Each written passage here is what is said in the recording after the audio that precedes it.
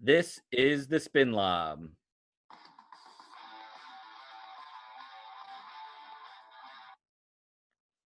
Welcome, everyone, to Season 1, Episode 5 of the Spin Lob, titled On the Road Again. This podcast, as you know, is all about Ohio water polo and how we fit in the national scene. It's a combination of what's going on in Ohio, the Midwest, and at the national level. Quick recap of last week's, or a couple weeks ago's episode. We have a father-son coaching duo of Sean Geeham and Mick Geeham from Oakwood, which is in the Dayton area. And then we dove into some American water polo chat with Damon Newman from the East Coast. Tonight, we'll be discussing more water polo with two special guests. Continuing north, as we're bringing on Ohio Water Polo Coaches Association President Maura Dickinson, who just had a new baby, so I think she's off of maybe 4 hours of sleep today. And then our national spotlight is bringing on from Collegiate Water Polo Association, Dan Sheridan, all the way from the East Coast. Welcome to both of you. Before we get into our guests tonight, just wanted to do a little recap. With schools ending the next couple of weeks across Ohio, we've got a lot of seniors getting ready to graduate, which is fantastic. And so we kind of wanted to highlight some of them. Just announced, we saw it on Twitter today, James Asali out of St. Francis announced he's now playing for Division I Iona, where St. X grad Patrick Hudak is currently playing. Actually, I'm pretty sure he's like the face of Iona for a lot of times. And then also Ohio State is getting the entire captain lineup out of Sycamore. Charlie Harper, Will Reinhart, and goalie Bob Wise are all heading there, to name just a couple of them. Keegan Graham out of St. Xavier's heading up to Michigan State. And then over at Mason, Fiona's going to be playing at Miami for the Redhawks, who's also that their president of Miami Redhawks is a Sycamore grad. And then kind of moving up into the Columbus area, we have Melanie Fisher from Kilbourne, who's going to be playing at George Washington, and Chris Edwards out of the state champion St. Charles Cardinals, will be playing for Division III Washington and Jefferson. So there's a lot of people that are heading out and playing a lot of college water polo, whether that be club or division level. And so we'd love to get a shout out. So if you are going to head out to play, or you know someone that's going to go play club or division level, let us know so we can kind of get that shout out for you. But let's talk about high school water polo right now. And for that, I'll turn to Mike and our guest Maura today, and let Mike take over. Sure, and I would like to also give a shout out to any graduating senior out there. I know this pandemic's put a damper on your senior year. That was a highlight of my life, was my senior year and playing sports during my senior year and all that great stuff. So I know it's tough, but there are better things coming down the road. So just keep your head up and keep going forward. So Maura, welcome to the show. First of all, thank you and congratulations. How is everything going in the home front? Oh, well, thank you for having me. It is going well. I have two crazy wild men boys now in the house, along with my husband, and not a lot of sleep, but it's real cute. So it's going well. So a little bit of a background here. Maura actually has a pretty good relationship with my wife, Bethany Jones, or B, or Bethany Blevins. People like to know that name. So I thought, did you guys play together at Ohio State back in the day? Oh, we did. She was terrifying, I remember. She was pretty strong. She was my first year there. She was great. That's awesome. And Maura and I have been connected over the past couple of years. She's been a major contributor to the Ohio Water Polo Camp that no longer exists, but she was very good consultant as well as on the deck coach for us for many years. Obviously, the other part of the relationship I have with Maura is her yelling at me as a coach when I used to be a referee. So it's been a very up and down relationship with her, but we appreciate it. Do you mind, Maura, real quick, just giving a quick background? I'm sure it's a laundry list of a lot of things you contribute to water polo, but how do you fit into the sport today? Well, I got into water polo in high school, debated, but then went on to Ohio State and played at my dream school with your wife. And then got into coaching while I was there and got brought into the USA ODP program pretty quickly after that. And that's really where things kind of got moving. Moved around a little bit, but ended up back in Columbus with my husband here. So along the way, got some Cleveland youth polo working with their awesome master team. and then got to finalize the club team in Central Ohio with my co-director, Jeff Gear, for Columbus Water Polo. You've pretty much hit every level there, from the masters, the age group, the college, the high school sport. I mean, that's fantastic. Primarily, what drove you to coaching? It seems like that's a passion for you. What's your two favorite things about it? It definitely is a passion. I wish I could have started playing earlier, and really realized once I started coaching that a lot of people didn't get to play earlier like I didn't. So that's kind of why Jeff and I really wanted to have 14 and under groups within our Columbus program. And we love when we get the 5 to 10-year-olds in our summer splash ball programs. But what I love about it, I love to see the high school kids want to compete. It's even better when they enjoy the sport and want to play it after high school.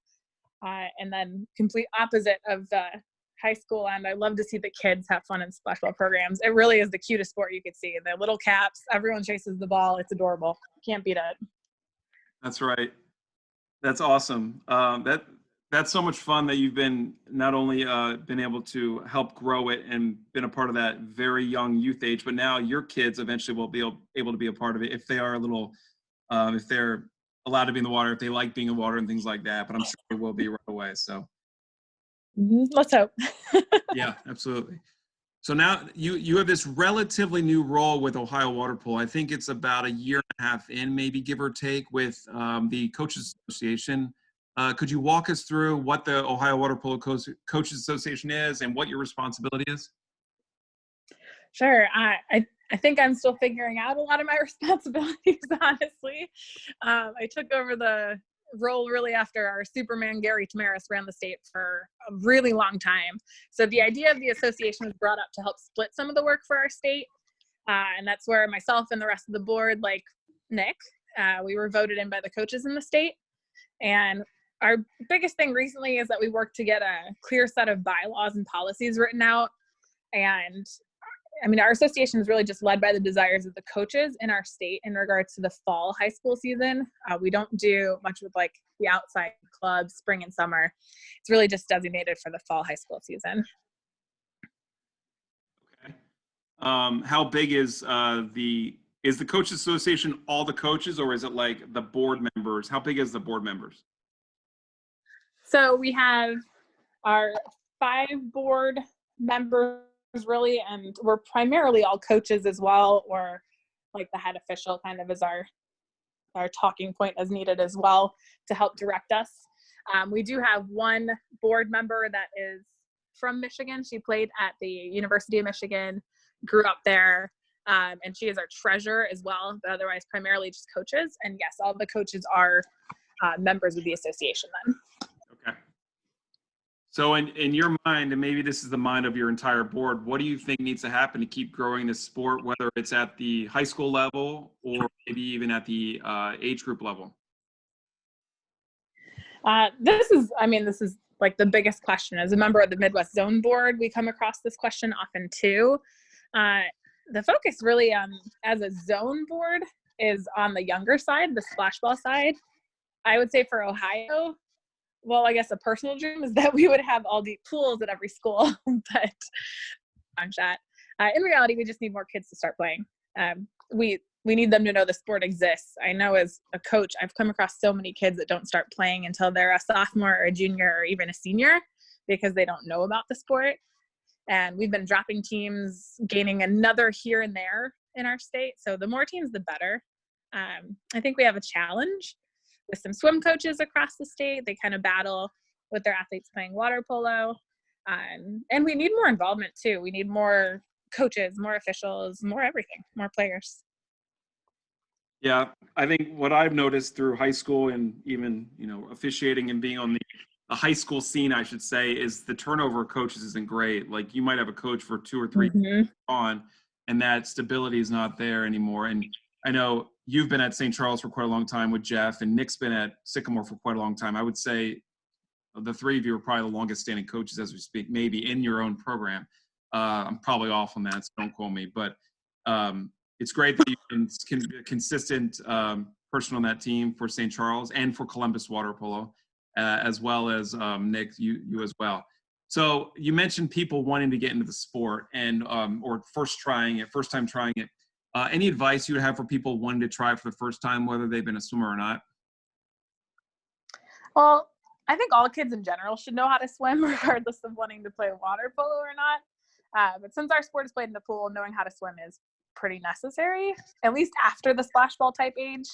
But you can always just get out there and try it. You can get on a swim team after you fall in love with the sport, especially if you're able to get started in the sport a little younger. And then any sport knowledge helps too. So if you've played any other sport, there's so many pieces of other sports in water polo, like soccer, wrestling. So any other sport really helps you have some background to get acquainted and comfortable with the sport. I also just think, we watch basketball, we watch football, but a lot of people don't actually watch water polo. So I recommend that to the kids too. Social media helps right now, obviously with, Tony Azevedo doing all this 6-8 sports and everything coming out, but there are far too few athletes that kids say they've actually watched a game other than their own state and level, or name a water polo role model either. So that could help. Yeah, that's a really good point right now within this pandemic. Watching it, I've been watching it a lot too, just pulling up old films that I have. I have 15 CDs of old games at the NCAA level, and it's so much fun because I don't remember what happened. I mean, 12 years ago, I forget if USC beat UCLA. I just don't know.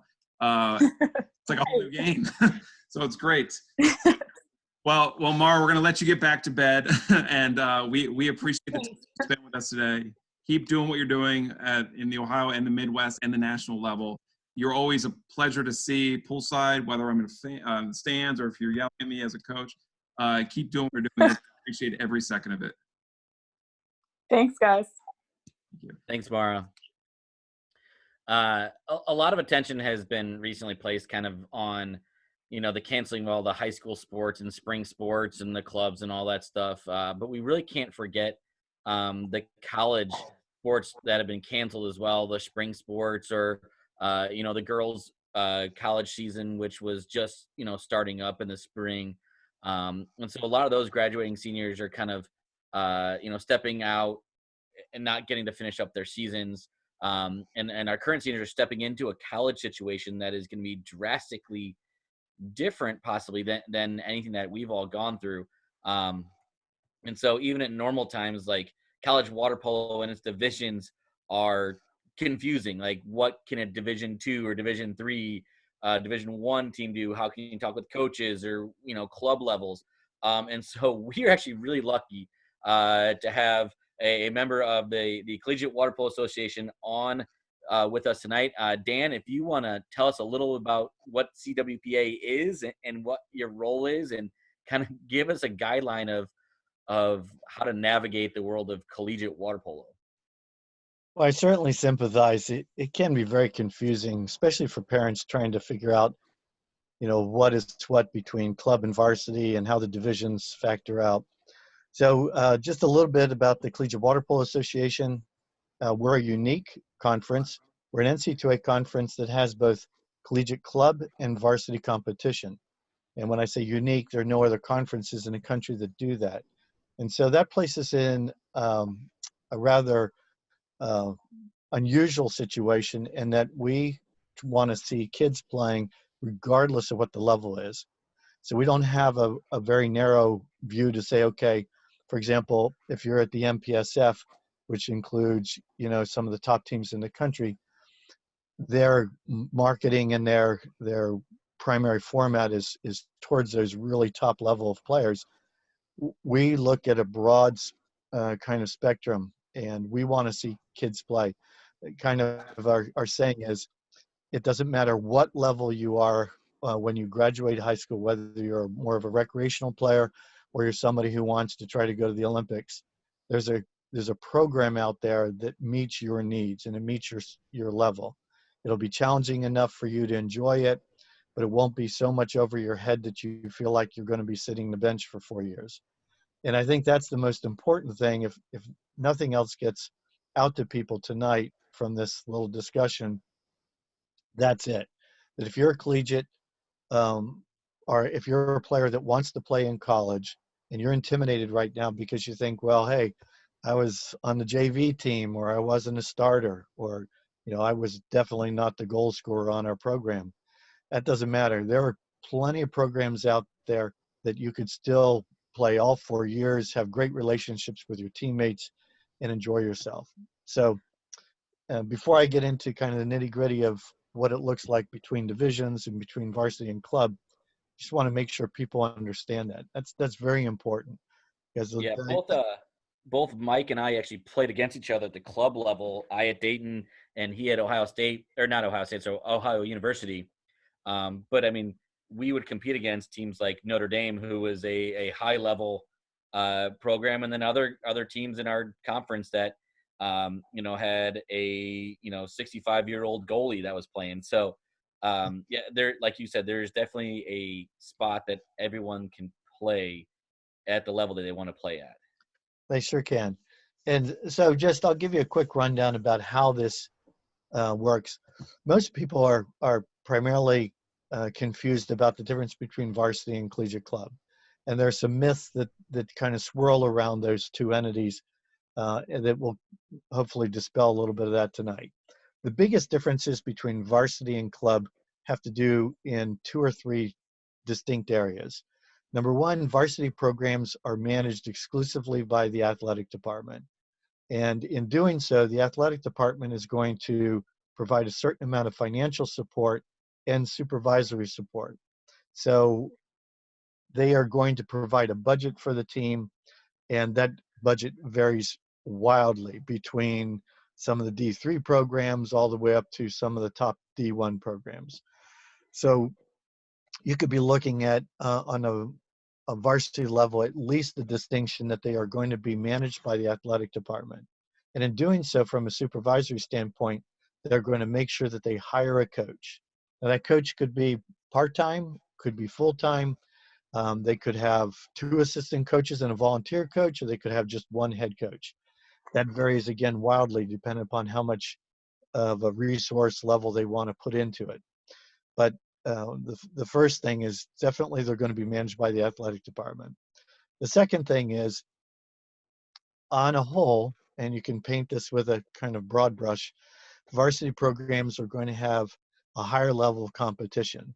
Now, the caveat there is on the whole, because if you look at the varsity programs, and let's just say, we'll take the men's programs, and there are a little bit over 50 men's varsity programs, around 55 varsity programs. On the collegiate club level, there's 150. And so if you're ranking, let's say, the team that won the national championship last year at Stanford, and you go all the way down to some of the Division III based teams, there's going to be some crossover with the top collegiate club teams in ability, meaning that some of the best collegiate club teams out of the 150 are going to beat the lower or less experienced Division III teams on the varsity level. So you can't say categorically that all varsity competition is much better. Having said that, Lindenwood, who won the national championship for collegiate club, is not going to beat Stanford, who won the NCAA varsity championship. So there are some distinctions, and there are definitely some levels of play that are different on varsity versus club. But generally, the varsity competition is going to be at a higher level. And then the third part about are some division teams able to have clubs as well? So like you could have a division 1 team, but then also have support a club level. How does that work? Yes, and the way that works is that they're 2 distinct models. Generally, at the larger schools, collegiate club activities fall under the auspices of the recreation department. And for those of you who aren't familiar, the recreation department on campus and the athletic department don't necessarily see eye to eye. They sometimes battle for facilities, for resources, and so on. So only at the very small Division III programs do you see sometimes the collegiate club teams come under the umbrella of the athletic department. And that's just simply, they just don't have enough staff to create a whole separate recreation department. But if you're at a D1 school, you're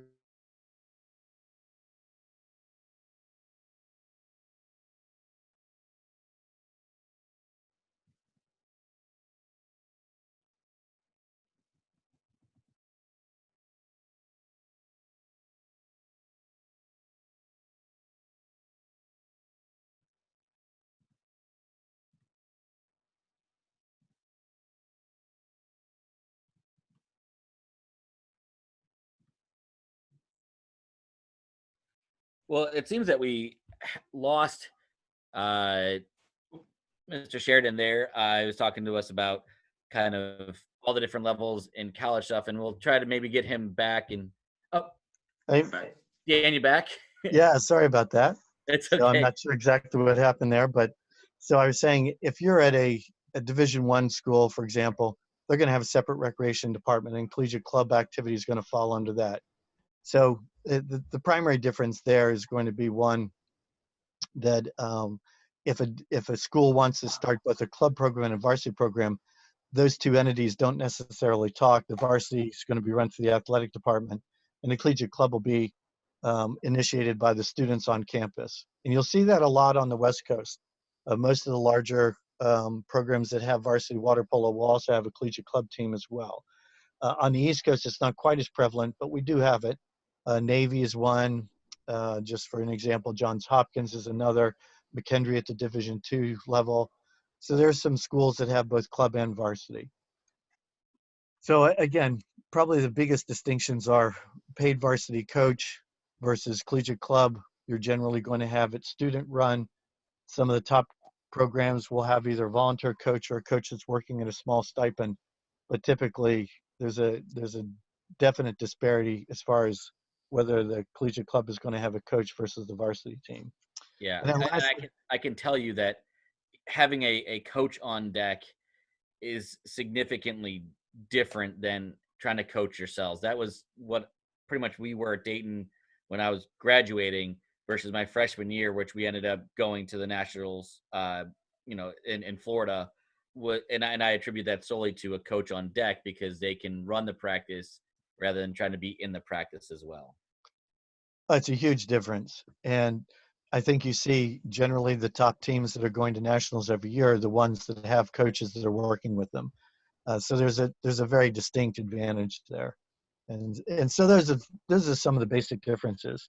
Now, between all three divisions, 1, 2, and 3, it gets a little muddy because in water polo, it's called a collegiate championship on the varsity level. And so what that means is that all three divisions technically compete to go to the same championship.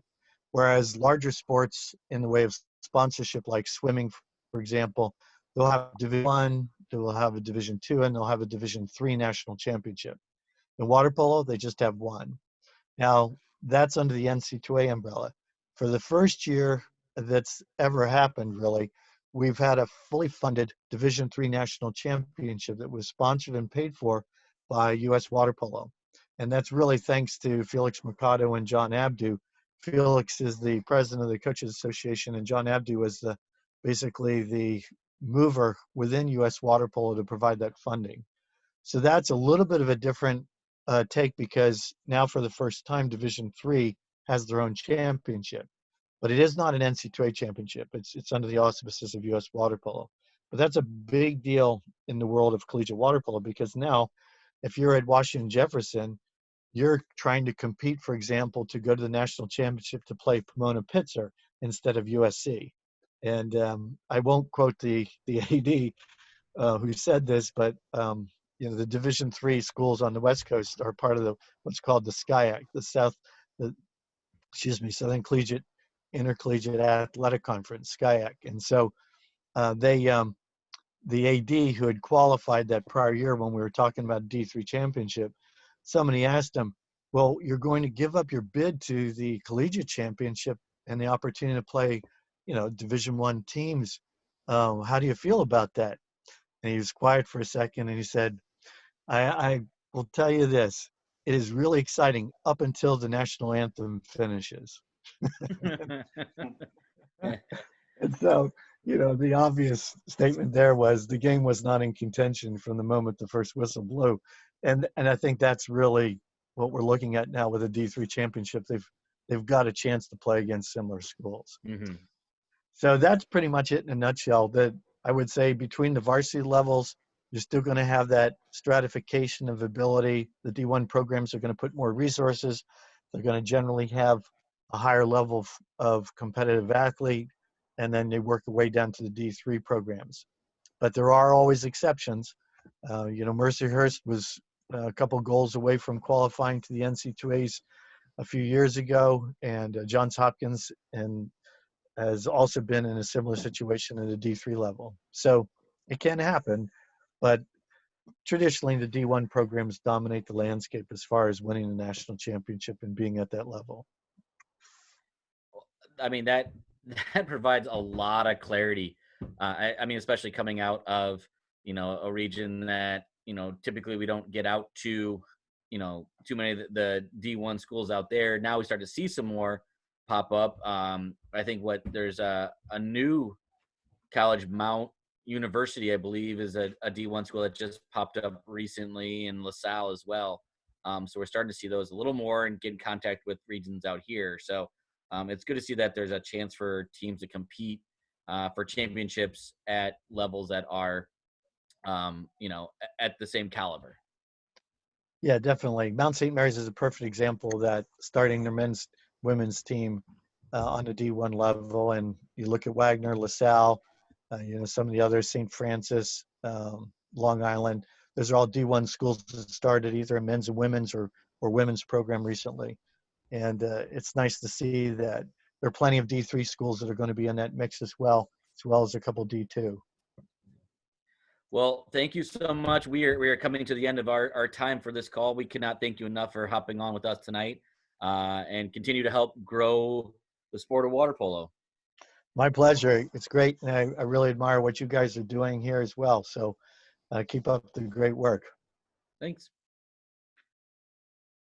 Thanks, Dan. Well, we're going to go ahead and let's give a quick preview to what we're going to talk about next week. We're going to go ahead and actually it's called Shoot Like a Girl. We're actually going to have two great people on our call. Coach Savon Pardon from Wittenberg University. So we're still a little bit heading north. We're kind of just north of Dayton or just around Dayton. We're also going to bring on our national spotlight. We're going to bring on dominant shooter and women's national team captain Maggie Steffens is going to be joining us as well. If you have topics or shout outs on where you're playing college polo or people that you want us to interview or things like that, please contact us at cincywaterpolo@gmail.com or on Twitter and Instagram at cincywaterpolo. Go ahead, Nick, and clean us up. The Spin Lab is produced and recorded live by Mike Jones and Nick Helwig. It is supported by the Ohio Squirrels. You're never too old to get into the game. Go nuts. And by Marlins Water Polo. For the love of the game, there's Marlins Water Polo. Our theme music is produced by Jason Shaw at Audionautics. See you next time on the Spin Lab.